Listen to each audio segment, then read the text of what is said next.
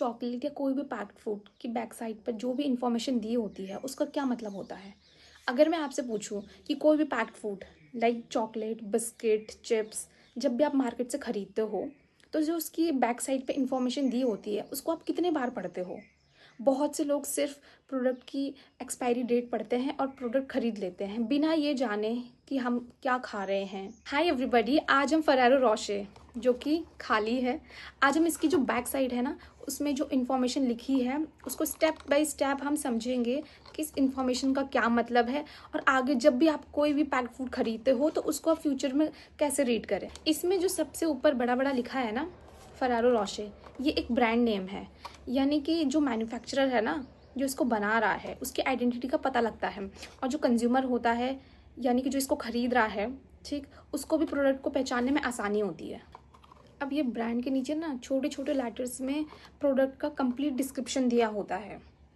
यहाँ बताया गया है कि हेज़लनट और मिल्क चॉकलेट से बना वेफर कन्फेक्शनरी प्रोडक्ट है। ये सेक्शन ना इसलिए भी इम्पॉर्टेंट होता है क्योंकि कई बार जो फ्रंट पैकेजिंग होती है ना ये सिर्फ अट्रैक्टिव होती है लेकिन असली कंपोजिशन यहीं पे ही लिखा होता है। नेक्स्ट है इंग्रेडिएंट लिस्ट।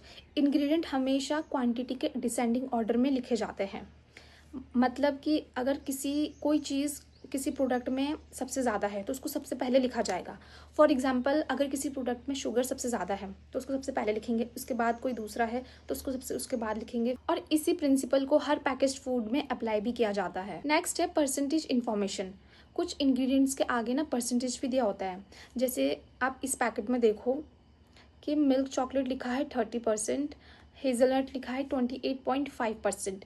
इसका मतलब है कि पूरे प्रोडक्ट का इतना हिस्सा इस इंग्रेडिएंट से बना है और ये इसलिए दिया जाता है ताकि कंज्यूमर और जो मैन्युफैक्चरर होते हैं ना उनके बीच में ट्रांसपेरेंसी बनी रहे। फूड पैकेजिंग में ना फूड एलर्जी का भी इंफॉर्मेशन दिया होता है। जैसे इस पैक पर मेंशन है कि इसमें मिल्क, नट्स, व्हीट, सोया ये सब चीज़ें इंक्लूड है। अब ये इन्फॉर्मेशन ना उन लोगों के लिए इंपॉर्टेंट हो जाती है जिनको फूड एलर्जी है। फॉर एग्जांपल अगर किसी को नट्स से प्रॉब्लम है और अगर वो इस वार्निंग को इग्नोर कर दे तो उसको तो बहुत सीरियस रिएक्शन हो जाएगा ना। Nutritional information. न्यूट्रिशन टेबल पे जनरली ये चीज़ें इंक्लूड होती हैं जैसे energy in calories, protein, carbs, sugar, added sugar, fat, saturated fat, trans fat, sodium. तो जो कैलोरीज होती है ना वो हमें बताती है कि कितनी एनर्जी मिलेगी। प्रोटीन बॉडी को रिपेयर करता है और ये मसल्स के लिए भी बहुत इंपॉर्टेंट होता है। और जो कार्ब्स होता है ये बॉडी का एक मेजर फ्यूल माना जाता है। नेक्स्ट है शुगर और एडेड शुगर। ये जितना लिमिट में रहेंगे उतना ही हमारे हेल्थ के लिए अच्छा होता है। अब है फैट। फैट भी हमारे बॉडी के लिए अच्छा होता है लेकिन डिपेंड करता है इसकी क्वांटिटी कि हम इसको कितना ले रहे हैं और किस टाइप का फैट ले रहे हैं। नेक्स्ट है सोडियम यानी नमक। नमक तो बहुत ही कम लेना चाहिए क्योंकि ये डायरेक्ट वरना ब्लड प्रेशर को इफेक्ट करता है। बहुत लोग ना यहाँ पे भी गलती कर सकते हैं कि जब भी कोई प्रोडक्ट की पैकेजिंग रहती है ना तो उसमें दो तरह की वैल्यूज हो सकती है, एक पर 100 ग्राम और एक पर सर्विंग। अब जैसे कि अगर पर सर्विंग मैं आपको ना एग्जाम्पल समझाती हूँ कि जैसे इस पैकेट पे लिखा है कि सर्विंग साइज़, 1 पीस का सर्विंग साइज़ कितना है 12.5 ग्राम, यानी अगर आप एक पीस खाते हो तो उससे आपको 12.5 ग्राम इतना मिलेगा, ठीक है। लेकिन अगर आप जैसे इसमें टोटल कितना दिया है 8 पीस है ना, ठीक है, तो अगर आप पूरे 8 के 8 खा लेते हो तो आपको 12.5 ग्राम को 8 से मल्टीप्लाई करना पड़ेगा, तब आपको पता चलेगा कि आपने कितना ग्राम इनटेक किया है। सर्विंग साइज कंपनी डिफाइन करती है। जैसे इस पैक में एक पीस को सर्विंग साइज माना गया है लेकिन इसका मतलब ये भी नहीं है कि जो रिकमेंडेड इनटेक है वो भी यही है। ये सिर्फ न्यूट्रिशन को कैलकुलेट करने का एक स्टैंडर्ड होता है। नेक्स्ट है पीकेडी यानी पैकेजिंग डेट।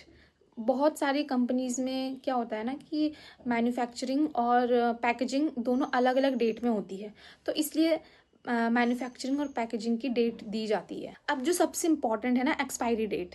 एक्सपायरी डेट बताती है कि कोई जो प्रोडक्ट है इस डेट के बाद वो अब सेफ नहीं रहेगा और किसी किसी प्रोडक्ट में तो बेस्ट बिफोर भी लिखा रहता है तो उसका मतलब होता है कि इस डेट तक ये जो प्रोडक्ट है वो बेस्ट रहेगा। लॉट नंबर या फिर जो बैच नंबर दिया जाता है ना वो होता है क्वालिटी को ट्रैकिंग करने के लिए कि मान लो किसी बैच का कोई बैच का प्रोडक्ट है वो ख़राब हो गया, तो आप उसे ट्रैक कर सकते हो ना कि इस बैच में कितने प्रोडक्ट्स बने थे, तो इस डिफाइंड रहता है ना वो चीज़ें। और अगर मार्केट में कभी ऐसी कोई प्रॉब्लम आ गई तो आप उससे भी ट्रैक कर सकते हो कि कौन सा बैच, कौन सा लॉट कहाँ कहाँ गया है। और जब भी फूड को रिकॉल करना होता है तो वो भी इससे बहुत ईजिली हो जाता है। एमआरपी का मतलब होता है मैक्सिमम रिटेल प्राइस। इसमें सारे जो टैक्सेस होते हैं ना वो इंक्लूड रहते हैं।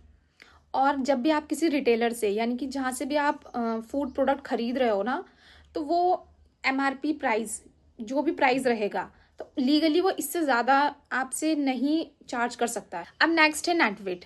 जैसे इसमें लिखा है, यहाँ आप देख सकते हैं ना कि इसमें लिखा है नेट वेट 100 ग्राम लिखा है। तो नेट वेट ना ये बताता है कि पैकेट के अंदर एक्चुअल में कितना प्रोडक्ट है, और इसमें पैकेजिंग का जो वेट होता है ना वो इंक्लूड नहीं होता है। अब है country of origin. Country of origin ये बताता है कि जो कोई प्रोडक्ट आपने लिया है वो कहाँ से ओरिजिनेट हुआ है, यानी वो कहाँ से बनाया गया है। कुछ प्रोडक्ट होते हैं ना कि जो इम्पोर्ट भी होते हैं या फिर अपने ही कंट्री में बनाया जाता है। जैसे आई थिंक इसमें लिखा है कि ये इम्पोर्टेंट है इटली से। तो बहुत सारे जो कंज्यूमर होते हैं ना वो इस बेसिस पे भी डिसाइड करते हैं कि कंट्री ऑफ ओरिजिन क्या है, वो किस कंट्री से बना है। बहुत लोग नहीं भी लेते हैं।